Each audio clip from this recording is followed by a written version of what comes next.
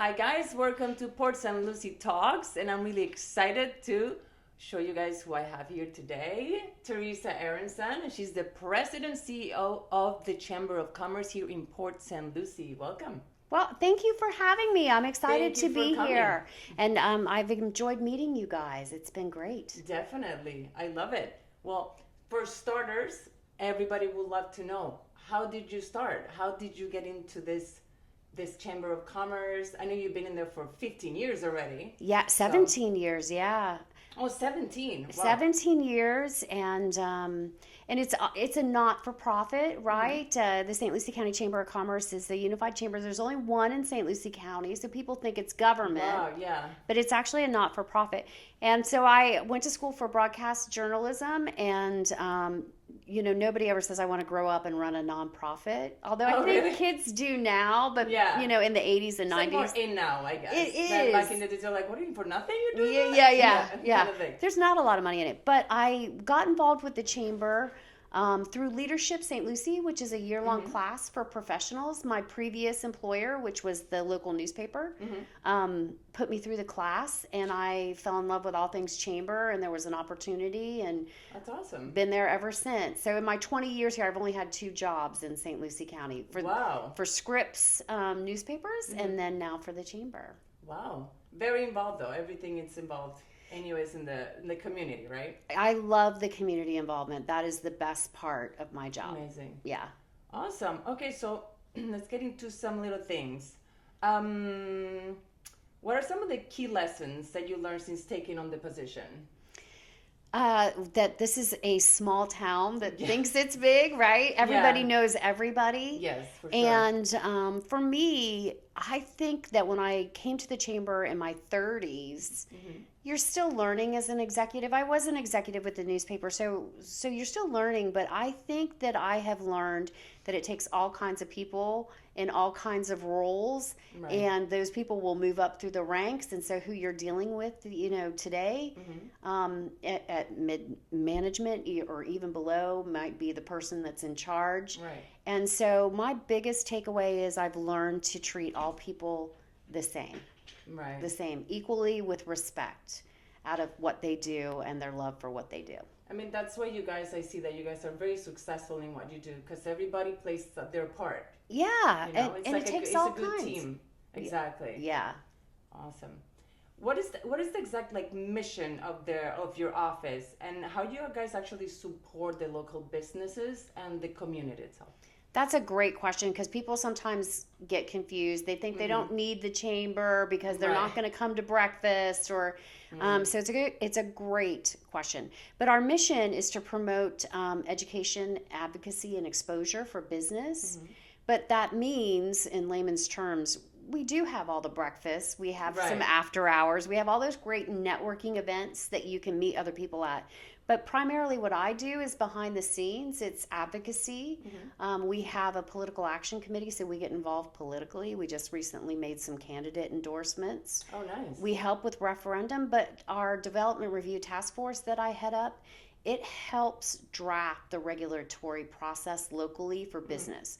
So we talked about it that's how I met you guys. Yes, exactly. How do I Exactly. get my business tax license? Where do I go to trademark, our logo, our name? That's the kind of stuff that I'm most proud of. Right. Yeah, it's necessary. No, for sure. For any startup business, and Yeah. Portsmouth Lucie is growing so much. It's like new businesses like every day here. Yeah, and some people are subject matter experts. I mean, you might be the best hairstylist or barber or Right. AC guy, but what do you know about building code or zoning yeah. so that's what you come to me for. Amazing, amazing. You know it all. I wish. Do you have any initiatives or programs that you guys do that you maybe had launched recently for to support the economic development? Well, I just recently, we have something called the Young Floridian, because we have a not-for-profit and we have a nonprofit. And our nonprofit does educational services. And we have a scholarship program that started in That's great. 1987. Wow. It's a group effort between IRSC and some other big names. And we do a training for high school students in that through that Young Floridian program where we teach soft skills, like what do you wear to an interview, how shake hands. Oh, that's very important. Make eye contact. Yeah. Arrive on time, bring your resume. What am I looking for? So I recently started doing that for the boot camps that the Builders Association has put on, and I'm very proud to do that. It was well received. Now I got to do them at all the boot camps. Oh, well. So, I mean, it's a good way to prepare them for success, let's say, when they, after high school, right? It is, because I feel like they don't know. My daughter, I always tell the story, my daughter got every job she ever applied or interviewed for because she would show up professionally dressed, even if it was for a fast food joint. Right. She would have her resume, she would shake their hands, and she would thank them. Yeah. And so that was all it took. Right. Because some kids think, well, I'm going to McDonald's, I'll just wear jeans, I'll just wear shorts. It's no big deal. And they didn't know to shake hands or ask questions. And I mean, the first impression is what counts. That's what stays in people's heads. Right? That's all you get for the most part. Exactly. And especially in an interview. They're going to see so many people, so. Yeah. And I throw a little common knowledge for adults in there, like how do you use a roundabout, when you're driving? Because we don't have a driver's ed mandatory class here. We have an online class. And so I always try to tell them, okay, if you're going to adult, here's the deal. Here's what I need you to know. The roundabout, you don't stop ever in a roundabout, but you guys... So many here, I know. Yeah. There's so many. Like down in Miami, for example, you don't have that many. Yeah, Miami has no roundabouts. I can't think of a single... Maybe in a little community. A new community, yeah. But Miami doesn't, I don't think they do. Yeah. But we have, and most of ours, although we are converting some of our inner streets to roundabouts, but in Europe, they know, you don't stop in a roundabout, right? That's so funny. And then the left lane on the highways for passing, don't get over there and cruise. Yeah. You need to go. It's always above the limit, right? Yeah. If you're doing the speed limit stay on the right. In the left, you're in the wrong lane. But I had somebody I hired who had some college, and she came to me and she didn't know how to address an envelope because kids today don't write letters and send envelopes. Right. So it's stuff like that. Anymore, no, nobody writes. Everything's a computer, print it. But every now and then you need to send something through the mail. Right. And so we talk about stuff like that, just little tips for kids to know as they move into adulthood. Good. That's great that you guys are doing that. That's very important. I mean, that's the future, right? It is. So it is. We need some young professionals. We do. Okay. How do you support the small businesses, the startups mainly in St. Lucie County, and if you have any success stories recently?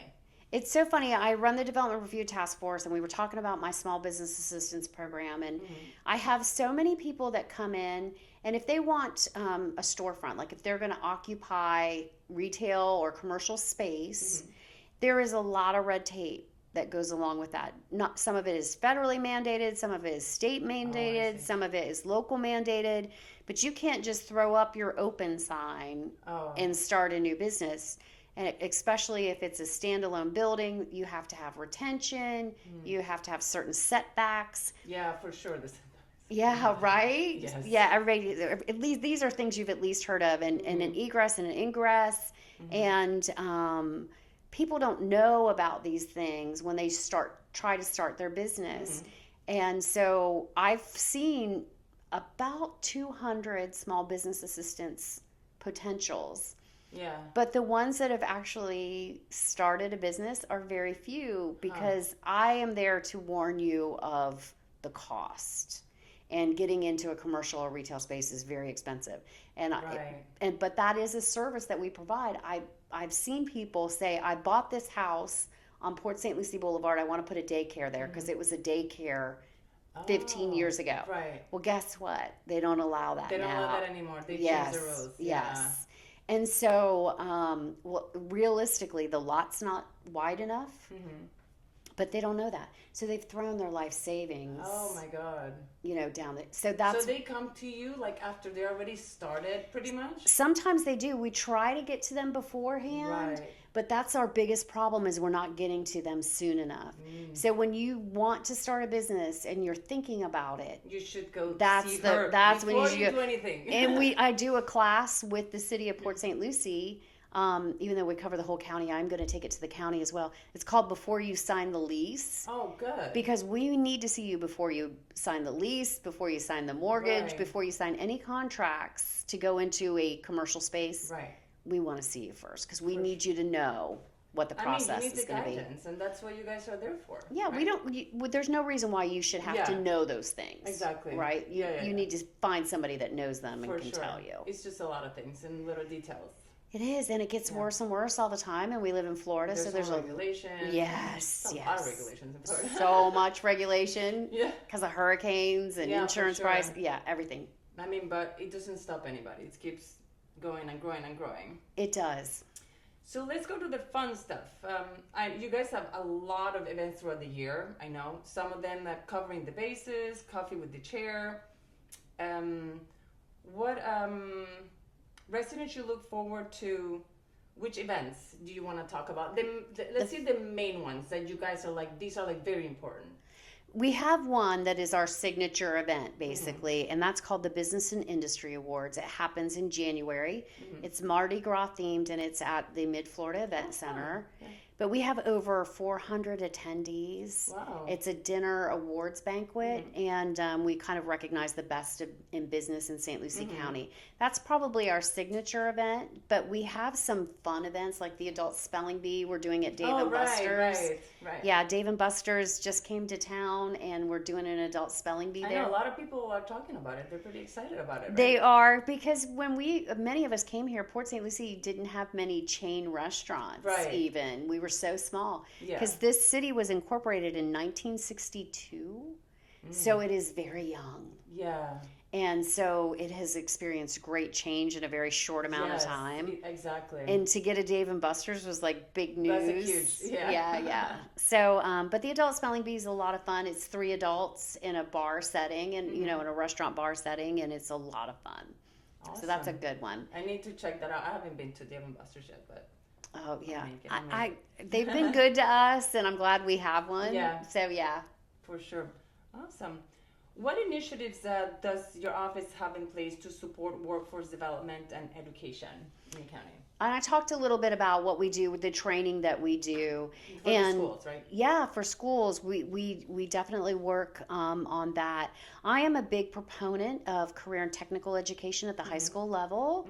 And I actually just recently ran for a school board seat and was lucky enough to be unopposed in that adventure. So I will be joining the St. Lucie Public School Board in November. That's great. And I hope to continue the Chamber's mission of creating more opportunities for technical training, vocational training, basically, vocational career and technical training. We have an absence, as everybody in the country does, for essential housing for workers. Oh, yeah. Oh, for sure. And that goes back to our regulatory process development review team, because we're constantly trying to combat the expense of building. Yes. Because that's why. I believe they're doing a project in Fort Pierce that is going to be specifically for like nurses and people like in that field. There's a couple of projects that are under site plan review, and there's a bill that was at the State House called Live Local, which allows any commercial industrial space to provide or to have housing built on it, as long as it has a 30-year attainable price. So there's a lot of stuff that goes along with it. But yes, we have been trying to get a project off the ground that will house essential workers, first responders, teachers, that sort of thing. Yeah. That's great. Yeah. It's hard. It's tough for everybody, right? Yeah. No, for sure. For sure. Times have changed, for sure. Okay. What are some of the biggest challenges facing the business community here in St. Lucie, in your opinion? I think right now, it is a challenge to open a storefront, a commercial space. It's a challenge to get into commercial space. There's a lot of regulation that comes with a lot of cost. But I think workforce is one of the hugest. That's the biggest change I've seen. We can talk about supplies because I know food in particular has skyrocketed. Oh my God, yeah. So many new places. But I tell you, the local people I see, they're very supportive when anything opens. Yeah. I feel like everybody talks about it. Everybody goes and support. And they're good businesses. They're not just like, I'll try it out and never come back. Like, it's Yeah, good yeah. businesses. We try really hard to be supportive, especially of local businesses, because it's local businesses that support the Chamber of Commerce. Yeah, of course. You know, typically the big businesses come in and they join for a year so that we get all of our ambassadors out and we make a big deal about their opening and then they go away. Oh, really? Yeah, and I don't love that. So we love a small business. Small businesses. Yeah. Right. But I think that workforce is really hard. It's very costly. But we've kind of made that coffin really because the prices have skyrocketed. Right. Our housing market has skyrocketed. Right. So a livable wage in St. Lucie County has increased probably a little bit ill proportionately to most counties. Right. Up here, our workers didn't make that much before COVID, and then after COVID, it seems like it almost, was 1.5 times what it was previously. It's expensive. Wow, yeah. Yeah. Well, some things that need to be addressed for sure. What is your vision for the future of the chamber, and what are your key priorities to moving forward? So for the chamber, our key priority, I'll answer that first, is we have to always maintain the integrity and the visibility and the importance of the chamber. Right. That's the most important thing to me, is maintaining visibility and integrity. Right. People need to be able to trust the Chamber of Commerce. And I see us as pivotal in making change, both in the regulatory process, maybe on the political landscape, and definitely with workforce and attainable housing.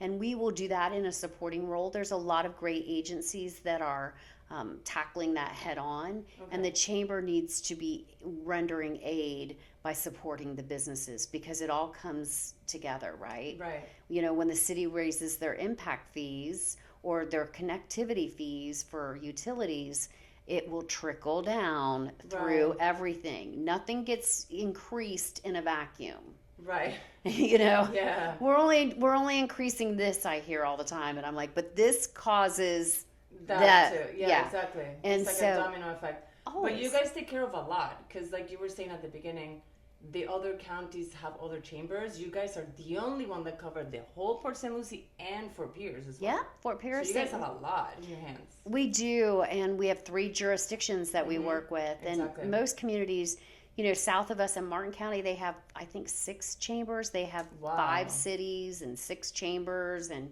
it's a huge difference. It's a huge difference. Yeah.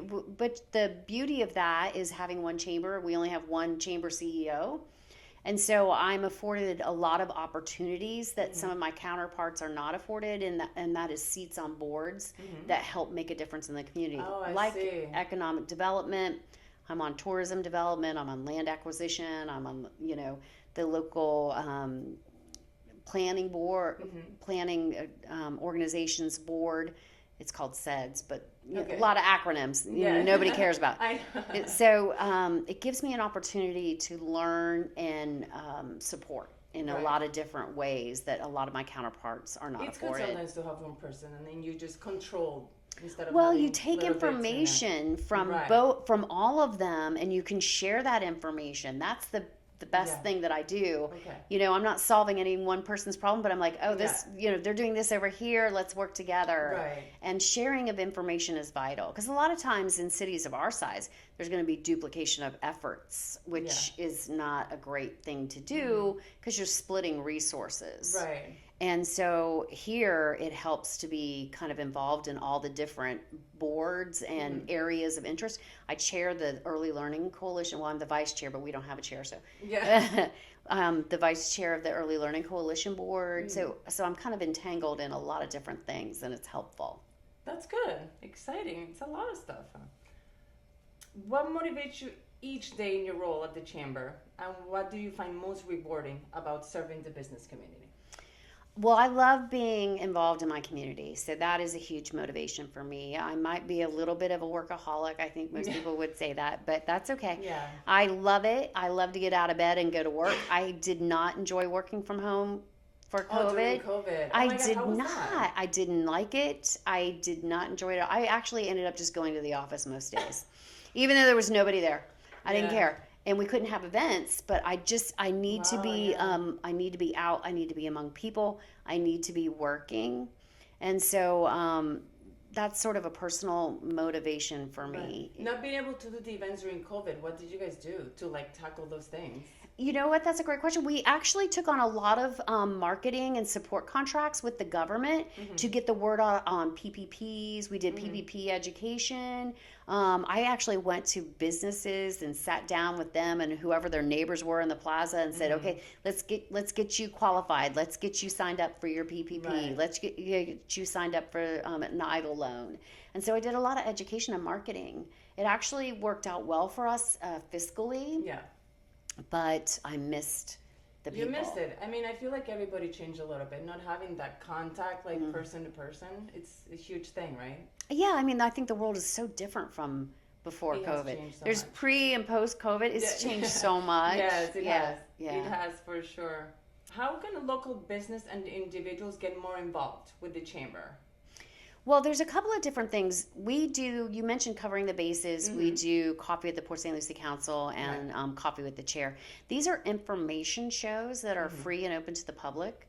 And even if you just come to those and you educate yourself on whatever's going on or what's an issue that maybe local government is tackling or even projects that are going on, I think that's a great way to get involved. You don't even have to have a membership for that, right? Yeah. You don't even have to have a business. I actually have quite a few people from Tradition they're retirees, and they come to all my shows. Oh, nice. Because they say they learn. I mean, they want to know what's happening in their city, right? Yeah, It's like the best way is to come see you guys. Yeah, exactly. And we do go over that. We have the covering the bases with the Mets. We talk about other things that are going on in the community. So for individuals and retirees and just your average citizen, that's a great way to support. Come out and see those, and not just be there, but the education portion. Taking on the responsibility of educating yourself is a great way. For bigger companies, for larger companies with money, support us financially, even if you don't care to come to breakfast, because we are doing all this behind the scenes regulatory stuff. Right. We're doing all this advocacy stuff. So you can support us with your dollars. Right. And we're happy if you don't want to be involved, if you don't want to come to breakfast, if you don't want to come to the spelling bee, support us anyway, because we're supporting your employees and we're supporting your vendors that are giving, so you might not need to come network with us, big companies that do exports. Yeah. But you need us to be supporting the businesses that you do businesses to keep with. everything going, right? Yeah. Awesome. So what do you see happening like in the next 10 years, talking about all the growth here with the businesses and stuff? It's going to be tough. Yeah. So Port St. Lucie, the history of Port St. Lucie General Development Corporation, they developed it. They were a marketing company. They weren't really a developer. So they developed Port St. Lucie without the proper infrastructure. And so we are constantly digging ourselves out of that hole. Right. So we don't have the commercial or capacity infrastructure for what they did. And what they did was they split up about 124 square miles into tiny little residential lots. Right. And they sold every single one of them. So we can't stop the growth because that lot, whatever lot is next door to you, across the street from you, somebody owns it. It is in private hands. Yeah, for sure. And that person can put a house on it anytime they please, and you can't stop them. Right. So the growth is coming, whether we're ready for it or not. And so I think that's our biggest issue. I think in the future we're going to see a lot more. We're getting smarter about having commercial capacity but it's going to be a tough road. But we're going to be a big city. We're already the 7th largest. Yeah, I know.